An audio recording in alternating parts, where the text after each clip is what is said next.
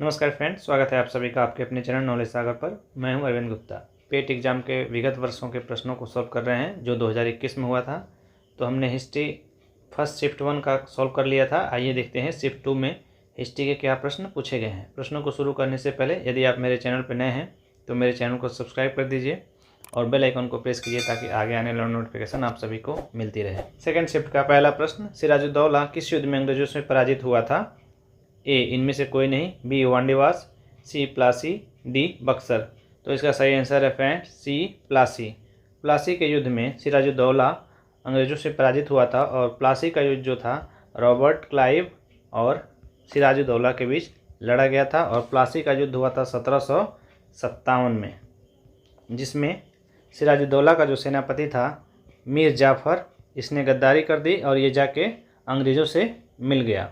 जबकि वांडीवास का युद्ध 1760 ईस्वी में हुआ था और ये फ्रांस और अंग्रेज इन दो सेनाओं के बीच हुआ था और इसको सप्तवर्षीय युद्ध भी कहा जाता है। इस युद्ध में ब्रिटिश की जीत हुई थी। तो यहाँ से भी प्रश्न पूछा सकता है कि निम्न में से क्यों कौन से युद्ध को सप्तवर्षीय युद्ध कहा जाता है, या वांडीवास का युद्ध किन के बीच लड़ा गया था? तो आपका सही आंसर होगा ब्रिटिश और फ्रांसीसी सेनाओं के बीच। जबकि बक्सर का युद्ध 1764 ईस्वी में लड़ा गया था। तो फ्रेंड्स 1764 ईस्वी में जो बक्सर का युद्ध हुआ था वो हेक्टर मुनरो और मीर कासिम जो बंगाल का नवाब था, शुजाउद्दौला जो अवध के नवाब थे और शाह आलम द्वितीय जो मुग़ल बादशाह था, इन तीनों की संयुक्त सेनाओं ने हेक्टर मुनरो से युद्ध किया था, जिसमें हेक्टर मुनरो की जीत हुई और इन तीनों की हार हुई। इसी बक्सर के युद्ध से अब साबित हो गया कि भारत में अब अंग्रेज राज करेंगे। अर्थात यह बहुत ही निर्णायक युद्ध था और अक्सर पूछा जाता है कि बक्सर का युद्ध किसके किसके बीच हुआ। नेक्स्ट, इनमें से कौन हड़प नीति का कट्टर समर्थक था? A lord Hastings, B lord Minto, C lord Dalhousie, D lord Wellesley. तो इसका सही आंसर है friends lord Dalhousie. Lord Dalhousie 1848 से लेकर 56 तक ये रहा और ये हड़प नीति के लिए जाना जाता है। इस क्रम में डलहौजी ने अवध को 13 फरवरी 1856 को हड़पा।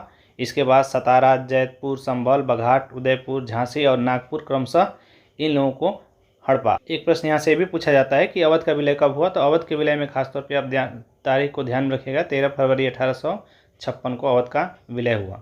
नेक्स्ट, भारतीय इतिहास में धन्वंतरी कौन थे? ए इनमें से कोई नहीं, बी हर्ष के समय एक प्रसिद्ध नाटककार, सी चंद्रगुप्त विक्रमादित्य की सभा को सुशोभित करने वाले प्रसिद्ध चिकित्सक, डी चंद्रगुप्त मौर्य के सेनापति। तो इसका सही आंसर है फ्रेंड्स सी चंद्रगुप्त विक्रमादित्य की सभा को सुशोभित करने वाले एक प्रसिद्ध चिकित्सक।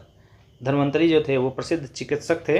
आपको यहाँ बताते चलें कि चंद्रगुप्त विक्रमादित्य या चंद्रगुप्त द्वितीय के शासनकाल में दरबारी जो रहते थे वो उनको नवरत्न कहा जाता था। ये नवरत्न इनके दरबार की शोभा को बढ़ाते थे, जिसमें धन्वंतरी प्रसिद्ध चिकित्सक थे। इसके बाद दूसरे थे क्षणपक, तीसरे थे अमर सिंह जिन्होंने एक अमरकोश पुस्तक लिखी है। तो ये प्रश्न भी पूछा जाता है कि अमरकोश पुस्तक किसके द्वारा लिखी गई है? तो आपको बताना है अमर सिंह द्वारा। चौथे थे बैताल भट्ट, पाँचवें घटकरपर, छठे जो है महाकवि कालिदास, इनकी दो रचनाएं प्रमुख है कुमार संभव और मेघदूत। सातवें थे वराह मिहिर जो ज्योतिष थे और आठवें थे वर रुचि और नवें थे शंकु। तो फ्रेंड्स इन नवरत्नों को याद करने के लिए कोई भी ट्रिक आप अपने हिसाब से बना सकते हैं। मैंने जो बनाया था वो था कबाड़, जी के, VVS, के से कालिदास, बी से बैताल भट्ट, ए से अमर सिंह, डी से धन्वंतरी, जी से घटकरपर और के से Kshapanaka, VVS and VVS Laxman, V से वराह मिहिर, एक वी से वर रुचि और एस से शंकु। इनमें से तीन का नाम दे देगा और चौथे किसी और का नाम दे के पूछ सकता है कि निम्न में से कौन चंद्रगुप्त विक्रमादित्य के दरबार से संबंधित नहीं है। तो प्रश्न इस तरह भी पूछे जा सकते हैं, आप ध्यान में रखिएगा। नेक्स्ट प्रश्न विदेशी यात्रियों के भारत आगमन से संबंधित है। इनको मिलाना है और देखना है कि कौन सा क्रम सही है। निम्नलिखित किस क्रम में भारत आए? टॉमस रो, फायान और ह्वेनसांग। तो इसका जो मैच होगा वो होगा हमारा बी 2, 3 और 1। तो आइए देख लेते हैं। सबसे पहले आया था फायान, उसके बाद आया था ह्वेनसांग, उसके बाद आया था टॉमस रो। फायान जो था वो चंद्रगुप्त द्वितीय के कार्यकाल में आया था, 402 से 412 तक रहा था और ये चीनी बौद्ध यात्री था। जबकि टॉमस रो जहांगीर के दरबार में आया था और जेम्स प्रथम जो राजा थे ब्रिटेन के, उनके द्वारा भेजा गया था और ये 1615 में सूरत पहुंचा और 16 से 15 से लेकर 1618 तक अर्थात 3 साल तक यह मुग़ल दरबार में रहा। तो भी प्रश्न पूछा जा सकता है कि टॉमस रो किसके दरबार में भारत आया था? तो आप बताएंगे जहांगीर के दरबार में। जबकि ह्वेनसांग हर्षवर्धन के समय में भारत आया था और इसकी अभिलाषा थी कि जो महात्मा बुद्ध के चित्र हैं उनको मैं देख सकूँ और उनको समझ सकूँ।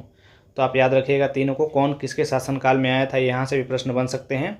टॉमस रो जहांगीर के, फाहियान चंद्रगुप्त द्वितीय के और ह्वेनसांग हर्षवर्धन के। अब आइए देखते हैं कि हमारा सही उत्तर क्या होगा। तो हमारा सही उत्तर होगा बी, 2, 3 और 1। साइमन कमीशन किस वर्ष भारत में प्रथम बार आया?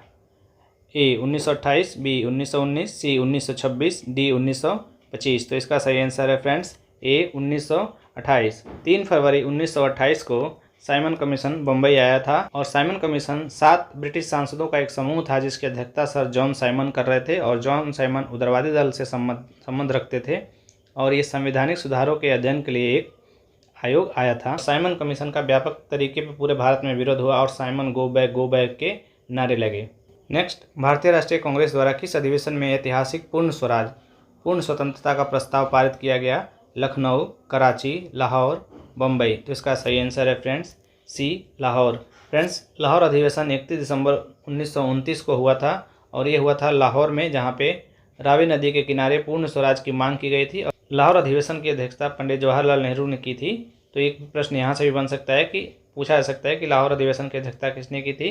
तो पंडित जवाहरलाल नेहरू ने। और इसी अधिवेशन में 26 जनवरी 1930 को पूरे राष्ट्र में प्रथम स्वतंत्रता दिवस मनाने का फैसला किया गया। और इस अधिवेशन में एक और ख़ास बात थी कि पहली बार यहाँ पे तिरंगा फहराया गया। तो यहाँ से और प्रश्न बन सकते हैं कि पूछा जा सकता है कि इस अधिवेशन की अध्यक्षता किसने की, कौन से अधिवेशन में तिरंगा फहराया गया? तो आप बताएंगे 1929 के लाहौर अधिवेशन में। एक प्रश्न यहाँ ज्योग्राफी से जुड़ता है कि लाहौर किस नदी किनारे है? तो आपका उत्तर होगा रावी नदी के। बढ़ते हैं अगले प्रश्न की तरफ। फ्रेंड्स, यहाँ पे कुछ समितियाँ दी गई हैं और उसके संस्थापककर्ताओं के नाम दिए गए हैं। तो आपको बताना है कि किसकी स्थापना किसने की थी। तो फ्रेंड्स, पहला है इंडियन नेशनल आर्मी, या इसको आज़ाद हिंद फौज भी कहा जाता है। तो Indian national army Azad Hind फौज की स्थापना सुभाष चंद्र बोस और रास बिहारी बोस दोनों ने संयुक्त रूप से 1 सितंबर 1942 को की थी। जबकि गदर पार्टी की स्थापना लाला हरदयाल और सोहन सिंह भाकना इन दोनों के द्वारा संयुक्त रूप से की गई थी और ये हुई थी सैन फ्रांसिस्को USA में। और ये कब हुई थी? 15 जुलाई 1913 को। तो ये प्रश्न भी पूछा जा सकता है कि गदर पार्टी की स्थापना कहाँ हुई थी? तो आप बताएंगे सैन फ्रांसिस्को USA। कब हुई थी? 15 जुलाई 1913। और यहीं से एक पत्रिका का भी संपादन शुरू हुआ जिसे गदर पत्रिका कहते हैं। और इस गदर पत्रिका के संपादनकर्ता जो थे वो करतार सिंह सराभा थे। तो प्रश्न अगर गदर पार्टी से आए कि गदर पार्टी की स्थापना किसने की थी, तो लाला हरदयाल या सोहन सिंह भाकना। लेकिन यदि पूछा जाए कि गदर पत्रिका के संपादनकर्ता कौन है, तो आप उत्तर देंगे करतार सिंह सराभा। और गदर पत्रिका का जो प्रथम अंक था 1 नवंबर 1913 को प्रकाशित हुआ। जबकि मित्र मेला की स्थापना वी.डी. सावरकर और इनके भाई गणेश सावरकर ने दोनों ने मिलकर 1899 में नासिक में किया था। जबकि होम रूल लीग आंदोलन जो चलाया था वो एनी बेसेंट ने चलाया था और एक और होम रूल लीग चलाया था वो उन्होंने तिलक ने चलाया था। तो पिछले फर्स्ट शिफ्ट के प्रश्न में भी होम रूल से संबंधित प्रश्न पूछा गया था और सेकेंड शिफ्ट में भी पूछा गया है। तो फ्रेंड्स, इस प्रकार हमारा सही आंसर हो जाएगा 2, 1, 3, 4।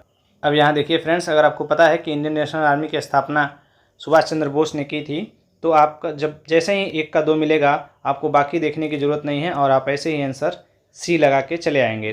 तो फ्रेंड, प्रश्नों को बहुत ही इंटेलिजेंट तरीके से देखना है और ये ज़रूरी नहीं कि आप पहले 1 मिलाइए और फिर चेक कीजिए कि 1 से हमारा मिल रहा है क्या। अगर मिलेगा तो आगे 3 चेक करेंगे, अदरवाइज पहले से ही हमारा मिल गया आंसर तो हमें बाकी 3 को चेक करने की ज़रूरत नहीं है। नेक्स्ट, मौर्यकालीन भारत के विवरण वाली इंडिका के लेखक थे? ए इनमें से कोई नहीं, बी ह्वेनसांग, सी फाहियान, डी मेगास्थनीज। तो इसका सही आंसर है friends D Megasthenes.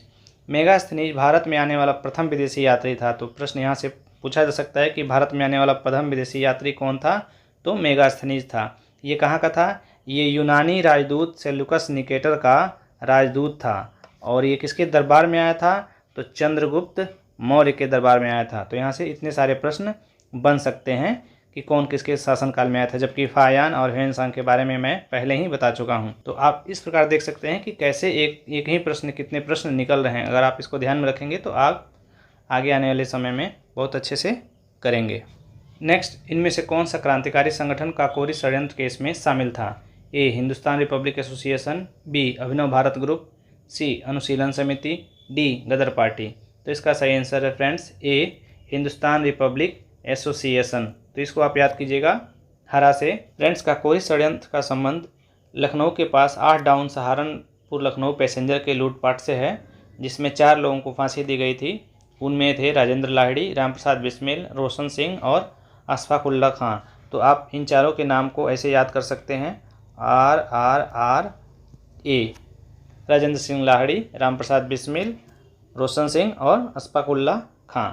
Hindustan Republic association अर्थात हरा की स्थापना 1924 में हुई थी कानपुर में, जबकि इसी का बदला हुआ रूप 4 साल बाद 1928 में दिल्ली के फिरोजशाह कोटला मैदान में हुई थी, जिसमें चंद्रशेखर और भगत सिंह ने मिलकर इसका नाम चेंज करके इसमें सोशलिस्ट शब्द जोड़ा, हिंदुस्तान सोशलिस्ट रिपब्लिक एसोसिएशन।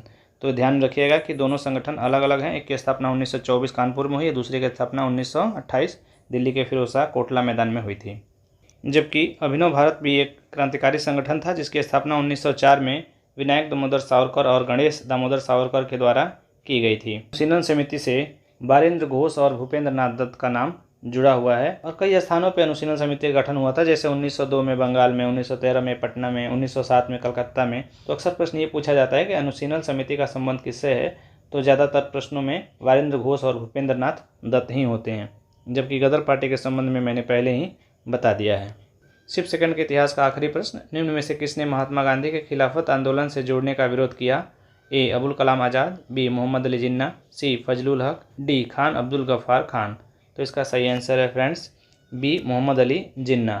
खिलाफत आंदोलन 1919 और 1920 के आसपास आंदोलन चला था, जिसको गांधी जी ने एक ऐसे अवसर के रूप में देखा था कि हिंदू मुस्लिम एकता के रूप में देखा था और असहयोग आंदोलन और खिलाफत को साथ साथ देखने का प्रयास किया था। हालांकि उसमें उतनी सफलता नहीं मिल पाई जितनी गांधी जी को उम्मीद थी। तो ये रहे हमारे हिस्ट्री के दूसरे शिफ्ट के प्रश्नों को ध्यान से देखिए और यहाँ से क्या प्रश्न बन सकते हैं उन पे भी आप एक नज़र रखे रहिए। एग्जाम काफ़ी करीब है, तो जो पिछले प्रश्न पूछे गए हैं उनको अगर आप गौर से पढ़ते हैं तो उन्हीं में से आने वाले दिनों में कुछ प्रश्न निकल सकते हैं। Thank you friends, thanks for watching. Please subscribe my channel knowledge Sagar.